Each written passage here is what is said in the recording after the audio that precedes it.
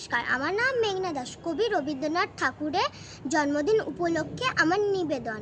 কবি রবীন্দ্রনাথ ঠাকুরের একটি লেখা লুকোচুরি। আমি যদি দুষ্টুমি করে চাপা গাছের চাপা হয়ে ফুটি, ভোরের বেলায় মাগো ডালের পরে কচি পাতায় করি লুটোপুটি, তবে তুমি আমার কাছে হারো। তখন কি মা চিনতে আমায় পারো? তুমি ডাকো খোকা কোথায় ওরে? আমি শুধু হাসি চুপটি করে। যখন তুমি থাকবে যে কাজ নিয়ে, সবই আমি দেখব নয়ন মেলে। শান্তি করে চাপার তলায় দিয়ে আসবে তুমি পিঠেতে চুল ফেলে। এখান দিয়ে পুজোর ঘরে যাবে, দূর থেকে মা ফুলের গন্ধ পাবে।